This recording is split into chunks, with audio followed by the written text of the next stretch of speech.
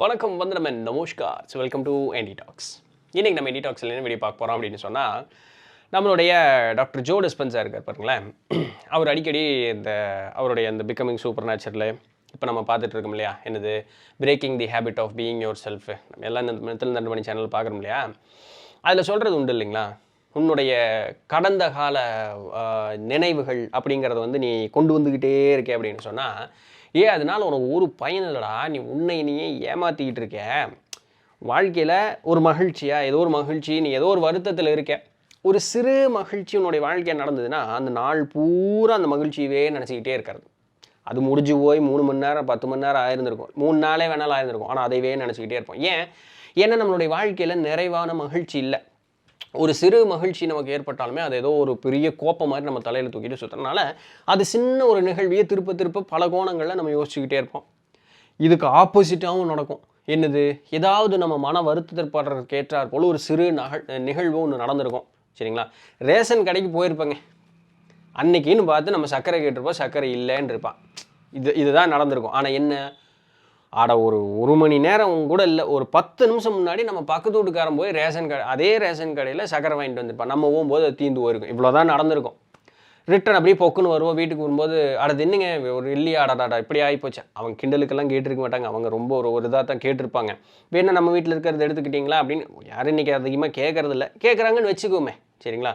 ஆனால் நமக்கு இதெல்லாம் அப்படி நீ வந்து வாங்கியிருக்கிற நான் வாங்கலைங்கிறத எனக்கு ஒரு நீ என்கிட்ட உங்கள்கிட்ட வாங்கி வேற நான் திங்கணுமா, அப்படியெல்லாம் நம்ம மனசு எண்ணும்.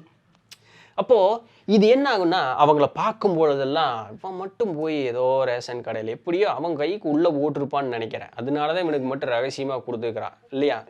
இது மாதிரி நிறைய யோசிப்பேங்க.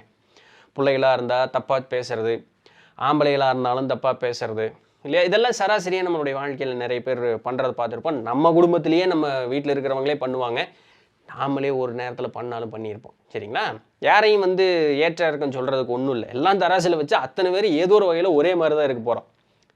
இப்போது இது எல்லாமே நமக்கு ஏதாவது பயன் இருக்குமான்னு ஒன்றும் கிடையாது. இதெல்லாம் வெறும் முன்னாடி நடந்த ஒரு ஞாபகம். ஆனால் அதற்கு முன்னதாக நடந்த சில காயங்கள் வந்து என்னென்னா மனசில் உட்காந்துக்கிட்டே இருக்கும். மண்டையில் வந்து எல்லாம் ஒரு இந்த நியூரான்ஸ்ன்னு சொல்லுவாங்க இல்லையா, அது வந்து ஒரு வகையான ஒரு நியூரல் நெட்வொர்க் உண்டு பண்ணியிருக்கோம். அந்த காயம் இப்படி ஒன்று நடந்ததுன்னா அந்த காயத்திற்கு நம்ம எப்படி சிந்திச்சோம், அந்த சிந்தனை ஏற்படும் பொழுது உடலில் என்ன வகையான ஒரு ரசாயன மாறுதல்கள் ஏற்பட்டது அப்படிங்கிறது எல்லாத்தையும் ஸ்டோர் பண்ணியிருக்கோம். அதுக்கு சம்மந்தமான ஏதாவது ஒரு சின்ன நிகழ்வு, ஒரு ட்ரிகர் மாதிரி நடந்தாலும் சரி, உடம்பு விறுவிறுன்னு அந்த பழசுக்கு போயிடும். இன்னைக்கு காலையில் இப்படி ஒரு நிகழ்வு நடந்தது, நான் அதை தான் சொல்லிகிட்டு இருக்கேன். இது என்னென்னா, முதல்லலாம் நாள் பூரா கற்பனை பண்ணிகிட்டு இருப்பேங்க. அதை ஆண்ட முன்னியத்தில் இன்றைக்கி நமக்கு இந்த ஒரு அறிவு சாமி கொடுத்த ஒரு காரணத்தினால பாருங்கள், அந்த எண்ணம் ஏற்படும் போது இப்போ எதுக்கு அதை நினச்சா அது முடிஞ்சு போச்சுடா அமைதியர். என் ஃப்ரெண்டை பார்த்தேங்க, கடைசியாக நான் வந்து பள்ளிக்கூடம் படிக்கும்போது 2008 நான் முடிக்கும்போது பள்ளிக்கூடம், சரிங்களா, பள்ளிக்கூடம் படிக்கும்போது அனீஷ் ஜார்ஜ்னு அது பண்ணால் ரொம்ப தங்கமான பையன், என் ஜோடு தான் இருப்பான்னு பாருங்களேன். இன்றைக்கி நல்லா இன்னொரு ஒரு ஒரு ஒரு 2-3 சென்டிமீட்டர் வளர்ந்துட்டான். இப்படித்தான் நான் பார்க்குறேன் அவன் அனீஷ் ஜார்ஜ். அவன் அப்படின்னா அவனை அனீஷ்னு கூப்பிட்டு மறந்து போய் பிரணேஷ்னு கூப்பிட்டேன். அனீஷ்ரா அப்படின்னா சரி பரவாயில்ல மன்னிச்சிட்றா அப்படின்ட்டு அனீஷ்ன்ட்டு. அப்புறம் கொஞ்சம் நேரம் கழிச்சு தான் அனீஷ் ஜார்ஜ்னு எனக்கு ஞாபகம் வந்து. அப்புறம் 2 பேரும் இளநீ குடித்தோம். கொஞ்சம் நேரம் அப்படி நின்று பேசிட்டு அப்புறம் நல்லா இருந்தது. வீட்டுக்கு வரும்போது அங்கே நான் பார்த்த இடத்துலேருந்து வீட்டுக்கு வர்றதுக்கு ஒரு 1 கிலோமீட்டர் இருக்குன்னு வச்சுக்கலேன். அவன் முன்னாடி போயிட்டான், இறக்கி விட்டாடான்னு. இல்லைடா வண்டி இங்கே தான் இருக்கு, நீ போ நான் பார்த்துக்கிறேன் அப்படின்ட்டு. அவன் வேலைக்கு போகணும். அப்போது அவன் கிளம்பிட்டான். நான் அப்படி பின்னாடி வரும்போது என்னடா அது அனீஷின் கூப்பிடாம பிரணேஷின் கூப்பிட்டு அவன் என்ன நினச்சிருப்பான், இது நினைப்புமா, இது ஒன்று. அப்போது அதனால் என்ன மறந்து போச்சு. இப்போ 2008, இன்றைக்கி 2025, 17 வருஷமாச்சா, பேர் எல்லாம் மறந்து போச்சு. ஒருத்தர் 2 பேர் அவன் சொன்ன அனீஷ்னு சொன்னதுக்கப்புறம் தான் எனக்கு அது ரொம்ப நேரம் கழிச்சு அனீஷ் ஜார்ஜ்னே ஞாபகம் வந்து. அதில் எப்படி ஞாபகம் வந்து அட்டண்டன்ஸ் படிப்பாங்களே, அனீஷ் ஜார்ஜ் அப்படின்னு பிரசன்ட் சார் அப்படிமா அந்த மாதிரி. அப்புறம் அவன் பக்கத்து கிளாஸ் வேறு, என் கிளாஸும் கிடையாது. அப்புறம் இதெல்லாம் இப்படி ஒரு நிகழ்வு, என்னடா அது இப்படி பயிரை மாற்றி சொல்லிட்டேன்னு, சரி பரவாயில்ல விடு, மனசு சமாதானம் ஆயிடுச்சு. அப்புறம் அவனை பார்த்து இப்படி சிரித்து பேசிட்டு பழைய பசங்களை எங்கே இருக்கிறானுங்க, நிறைய பேர் அமெரிக்காவில் போயிட்டானுங்க. ஒரு பையன் சாமியாராகவே ஆகிட்டான், பேர் விவின் ராட் இருக்குன்னு சொல்லி, சரிங்களா, அந்த கிறிஸ்டின் பாதிரியாக இருப்பாங்க, பெரிய சாமியார் ஆகிட்டான். அது ஏதோ இந்த வெள்ளை அங்கியில் இந்த தங்கத்தில் மாதிரி எல்லாம் நம்ம போட்டிருப்பாங்களே அந்த மாதிரி பெரிய சாமியார் ஆகிட்டான். அவன் பள்ளிக்கூடம் படிக்கும் போதுலேருந்தே அவன் சாமியார் தான் ஆகணும்னு சொல்லிட்டு இருந்தான். அவங்க வீட்லேயும் சப்போர்ட்டு, அவன் சாமியாராகவே ஆகிட்டான். அப்புறம் நல்லா படிக்கிற பசங்க, அந்த நிறைய பசங்க இருந்தானுங்க. இப்போ ஒவ்வொருத்தரும் இங்கே போயிட்டானுங்க இப்போ நம்ம இங்கே லோக்கலில் யாரெல்லாம் இருக்கிறா, சென்னையில் யார் இருக்கா, பெங்களூர், அப்படியே ஒவ்வொரு பேசிகிட்டு இருந்தோம். பேசிட்டு வந்தோன்னே இப்போ அந்த நிகழ்வு நல்லா இருந்தது இல்லையா மனசுக்கு. இப்படி பழசெல்லாம் பேசும்போது நமக்கு ஒரு நல்ல ஒரு இது கிடைக்கல, நண்பர்களை பார்க்கும் பொழுது. அந்த நினப்பு பார்த்தீங்கன்னா காலையிலேருந்து அப்படியே குளிக்கும்போது, உட்காந்து டீ சாப்பிடும்போது, அப்புறம் ஏதாவது ஒரு வேலை செய்யும் பொழுது, அப்போ அந்த அந்த அந்த கொஞ்சம் அப்படி ஒரு ஆஸ்வாசப்படுத்திக்கும் போது அந்த பழைய நினப்பு அப்படி அனீஸ் ஜார்ஜ் கூட நின்று பேசினது ஒரு செகண்ட் வந்து டே இரு இப்போ எதுக்கு அதை திருப்ப நினைக்கும் போது என்னென்னா நமக்கு மனசுக்கு ஒரு மகிழ்ச்சி. இது நடந்ததில்லை, இப்படி பேசணுமில்ல, இது இப்படி பேசியிருந்தோம்னா இது இந்த மாதிரிலாம் அடடாடா இதை கேட்க மாட்டோமே, அடடா இது பண்ண இதனால் பயனே இல்லை எனக்கு. அவனை பார்த்துட்டு வந்து கிட்டத்தட்ட ஒரு 2-3 மணி நேரம் ஆச்சு. என் பொழப்பைங்க நான் பார்க்க, அவன் போயிருப்பான் பொழப்பு பார்க்கறதுக்கு, நானும் என் பொழப்பு பார்க்கறதுக்கு உட்காந்துட்டேன்.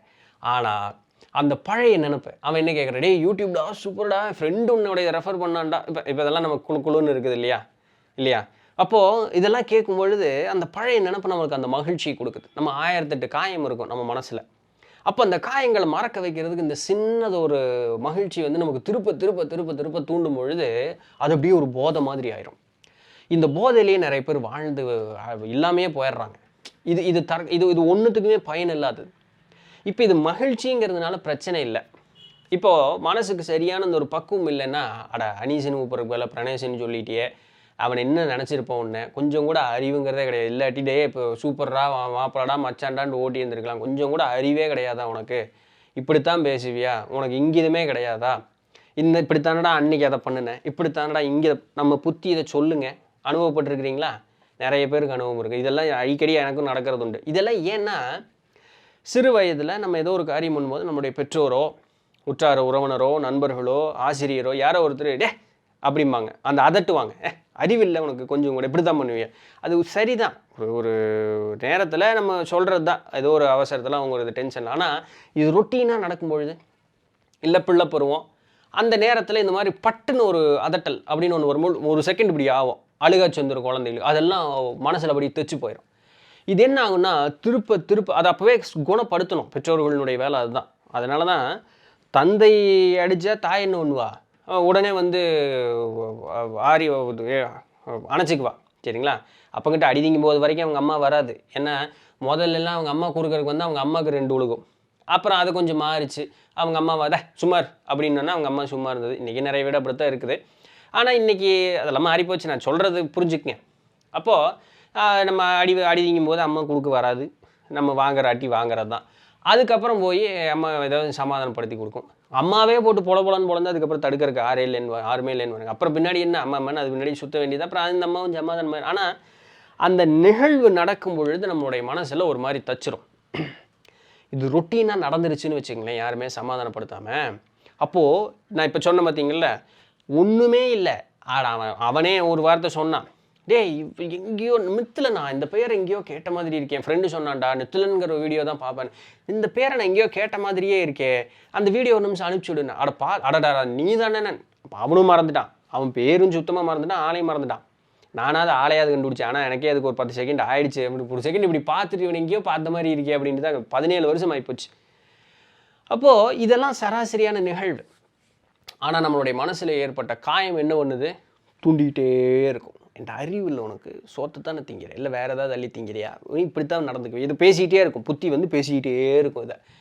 இதில் என்ன ஆகும்னா நம்ம அப்படியே வாடி வதங்கி குறுகி போயிடுவோம். இப்போ இதுக்கேற்ற மாதிரி ஒரு வகையான கெமிக்கல் செக்ரேஷன் உடம்புல நிகழும். ஏன்னா வெறும் எண்ணங்கள்ங்கிறது என்னங்க, வெறும் இந்த நியூரல் நெட்வொர்க்கில் நடக்கக்கூடிய ஒரு மாற்றம், அவ்வளோதான். அதை பொறுத்து உடலுக்குள்ள ஒரு வகையான கெமிக்கல் செக்ரேஷன் நடக்கும். பார்ப்பீங்க இதெல்லாம் ரொம்ப டீட்டெயில்டாக நம்ம பிகமிங் சூப்பர் இதில் breaking the habit of being your செல்ஃபாக பார்ப்பீங்க.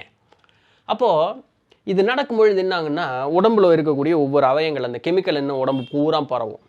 அப்போ ஏதாவது அவயம் நமக்குன்னு ஒன்று வீக்காக இருக்கும் அன்னைக்குன்னு பார்த்து, இது போய் அந்த கெமிக்கல் அங்கே வேலை செய்யும், அந்த அவயம் அவுட்டு. உடனே தெரியாது, ரத்தம் சூடாக இருக்கிற வரைக்கும் ஒன்றும் தெரியாது. ஆனால் இப்போ என்ன பிரச்சனை, அதவே நினச்சி அந்த அவயத்து கட்டி உளுந்துக்கிட்டே இருக்கும், அந்த கெமிக்கல் செக்ரேட் ஆகிக்கிட்டே இருக்கும். அந்த அவயம் ஒரு கட்டத்தில் டுஸ்ஸுன்னு போயிடும். இப்படித்தான் நோய் வர்றது, சரிங்களா. அப்போது இதுபோல் ஒரு நிகழ்வு, ஒரு சூழல், உங்களுடைய மனோநிலை இப்படித்தான் இருக்குன்னா மாற்றிக்கிங்கன்னு சொல்கிறேன்.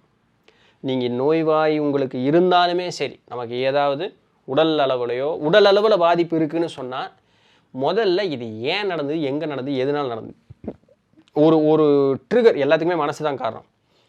ஒருத்தர் கமெண்ட் போட்டு சும்மா என்னங்க மனசுன்னு பேசிகிட்டே இருக்கீங்க, உங்கள் வாழ்க்கையில் என்ன நடந்துன்னு சொல்லுங்கன்னு சொல்லிட்டு மனசை பேச வேறு என்ன பேசுறது. இன்றைக்கி ரெண்டையுமே பேசிட்டேன், மனசையும் பேசிட்டேன், வாழ்க்கையில் நடந்தையும் பேசிட்டேன். ஸோ ஹையர் டிமென்ஷன் ஒருத்தர் கமெண்ட் போட்டிருந்தார். இருக்கட்டும். அப்போது ஒரு நிகழ்வு நடக்கும்போது நீங்கள் பட்டான்னு ட்ரிகர் ஆகுறீங்கன்னா அதுதான் உங்களுக்கு கரெக்டாக சிந்திக்கிறதுக்கு உண்டான நேரம். இப்போ நீங்கள் காமாக உட்காந்துட்டு இருக்கீங்க, ஒன்றும் பிரச்சனை இல்லை. இந்த வீடியோ பார்க்கும்பொழுதும் கூட உங்களுக்கு ஏதாவது தொந்தரவு வந்துன்னா நீங்கள் ட்ரிகர் ஆகுறீங்களான்னா ஒரு செகண்ட் ஆசுவாசப்படுத்திக்கங்க, பொறுமையாக இருங்க. இப்போ எதுக்குன்னா இந்த ட்ரிகர் ஆகுது, எதுக்கு இந்த கோவப்படுறேன்? ஏன்னா நம்மளை சுற்றி நடக்கக்கூடிய நிகழ்வெல்லாம் நம்ம கண்ட்ரோல் பண்ண முடியாதுங்க. சரிங்களா? நம்ம சகோதரி இன்னைக்கு நந்தினி இவங்க சொல்லியிருந்தாங்க, எனக்கும் தாங்க இந்த டென்ஷன் ஆகுது, இந்த வீடியோ பார்த்துட்டு இருக்கும்போது விளம்பரம் வந்ததுன்னா கட்டுப்பாக இருக்குது, நான் என்னை மாற்றிக்கணும். இதுபோல் இருக்கக்கூடிய நிறைய பேர் சொல்கிறது, சும்மா விளம்பரம் வருதுங்க நிறைய. நான் போடல சாமி, அது யூடியூப்காரன் போடுறான், எனக்கு அதுக்கு சம்மந்தம் இல்லைன்னு நிறைய பேர்ட்டு சொல்லியும் செஞ்சுருக்கேன் நான். அப்போது இந்த மாதிரி சின்ன விஷயத்துக்கு ட்ரிகர் ஆச்சுன்னு வச்சுக்கோங்களேன், இது நம்ம கவனிக்க வேண்டியது. உடம்புக்குள்ளே மாற்றம் நடக்குங்க. பட்டார் நாள் முழு இந்த டார்சோ பார்ட்டுன்னு சொல்லுவோம்ல, இந்த நெஞ்சு பகுதியிலேருந்து இந்த தொப்புள் வரைக்கும் இருக்கக்கூடிய அந்த ஒரு இடம் பார்த்திங்கன்னா ஒரு மாதிரி ஆகும். ரொம்ப வீக்காக இருக்கவங்களுக்கெல்லாம் வயிறெல்லாம் வலிக்க ஆரம்பிச்சு இப்படி ஆயிடுவாங்க. நடக்கக்கூடாதுங்க, அப்படி உடம்பு சீக்கு வந்துடும். சரிங்களா? அவங்களுக்கு தான் அஜீரண கோளாறுலாம் அதிகமாக வரும், மலஜலம் வெளியே போகிறதுல துன்பமாகும், இது மாதிரி எல்லாம் நடக்கும். அப்போது இந்த மாதிரி ஒரு சின்ன விஷயத்துக்கு ட்ரிகர் ஆகுறீங்கன்னா முதல்ல பொறுமையாக உட்காந்து ஏன் எதுக்கு எதுனாலங்கிறத முதல்ல யோசிங்க.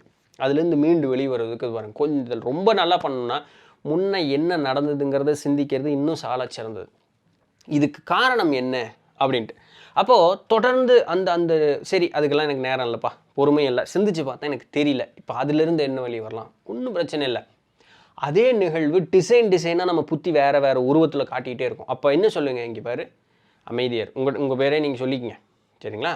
சொல்லிவிட்டு அமைதியார், இப்போ எதுக்கு அதையவே நினச்சிக்கிட்டு இருக்கேன், அந்த நிகழ்வு முடிஞ்சு போச்சு, பரவாயில்ல விடு. இப்போ நீங்கள் தான் உங்களுக்கு சமாதானம் சொல்லணும். அந்த சமாதானம் சொல்லும் பொழுது அதை விட்டுட்டு அடுத்த ஒரு காரியத்திற்கு போகிறதுக்கு உண்டான வழி அப்படிங்கிறத பார்த்துக்குங்க. சரிங்களா? இப்போ நான் என்ன எனக்கு சாமிகிட்ட பேசுறது அப்படிங்கிறது ஒரு வழக்கம். சிவவாக்கியர் சாமி இந்த மாதிரி இருக்குது, இது என்ன இது அப்படின்ட்டு நானே எனக்குள்ளேயே பேசிக்குவேன். இது ஒரு கட்டத்தில் நம்ம பைத்தியக்காரனா இருவன்னு பாருங்கள், அந்தளவுக்கு முத்தரளவுக்கு போயிருந்துடக்கூடாது. உங்களுக்கு நீங்களே முதல்ல சமாதானம் சொல்லுங்கள். சொல்லலைன்னா சாமிகிட்ட, சாமி இந்த மாதிரி நை நான் புத்தி பண்ணிகிட்டே இருக்கேன், ஏதோ ஒன்று பண்ணேன், என்ன நீ ஒன்றும் சொல்ல மாட்டேங்கிற அப்படின்னு விளையாட்டு போல் பேசிகிட்டே போயிட்டோம்னு வச்சுக்கோங்க, ஈஸியாக அந்த குணம் மறந்து போயிடும். அப்போது இது ஒரு தடவை 2 தடவை 3 தடவைங்கும் போது அந்த பழைய ஸ்டோர்டு நியூரல் நெட்வொர்க் இருக்கு பாருங்கள், அந்த இது அது உங்களை மாற விடாது. நீங்கள் வலுக்கட்டாயப்படுத்தி மாற்றணும். அப்போ என்ன ஆகும், அந்த பழைய இது ஞாபகங்கள் அப்படியே உங்களை விட்டு போயிடும். புது ஞாபகங்கள், உங்களை எப்பவுமே மகிழ்ச்சியை வச்சுக்கக்கூடிய ஞாபகங்கள். அப்போ அதுக்கேற்ற மாதிரி அந்த கெமிக்கல் காம்போசிஷன் பூரா மாறும். உடலில் இருக்கக்கூடிய நோய் குணம் ஆயிரும். நல்லா கவனிச்சு பாருங்கள், உடலில் இருக்கக்கூடிய நோய் குணம் ஆயிரும். அந்த வெறி நாய் மாதிரி இருக்கக்கூடிய அந்த ஒரு குணத்தை நீங்கள் மாற்றிட்டீங்க, சாந்தமாக இருக்காது. அதனால தாங்க பெரியவங்க என்ன சொல்கிறாங்க, அன்பு மட்டும்தான் உனக்கு எல்லாமே நல்லதை கொடுக்கக்கூடியதுன்னு. அப்போது அந்த நிகழ்வை கொஞ்சம் இதுக்கு தாங்க நான் ஆத்ம விசாரணை. இது வேறு என்னங்க ஆத்ம விசாரணை, இவ்வளோ தாங்க ஆத்ம விசாரணை, வேறு ஒன்றும் இல்லைங்க. இதை செய்ய என்ன ஆகும், மனசு அமைதியாயிரும். சுற்றுச்சூழலில் என்ன நடந்தாலும் நம்ம டென்ஷன் ஆக மாட்டோம். இந்த டென்ஷன் ஆகிறங்கிறது பழைய ட்ரிகர் தான், அதை எல்லாத்தையும் நீக்கிட்டோம். இப்போ நம்ம அமைதியாக இருப்போம்.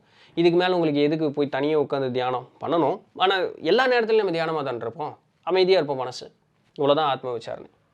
அப்போது இதை செய்யும் பொழுது நம்மளுடைய உடல் நலமும் மனோநலமும் நல்லபடியாக இருக்கும், வாழ்வு சிறப்பாக இருக்கும். சுற்றுச்சூழல் சுற்றி இருக்கக்கூடிய ஆட்களே உன்னை புதுசாக ஒருத்தனை பார்க்குற மாதிரி இருக்கியா சொல்லுவாங்களா இல்லையா? சொல்லுவாங்க, அனுபவப்பட்டவங்களுக்கு தெரியும். இவ்வளோதான் வாழ்க்கையை மாற்றி நல்லபடியாக கொண்டு போகிறதுக்கு.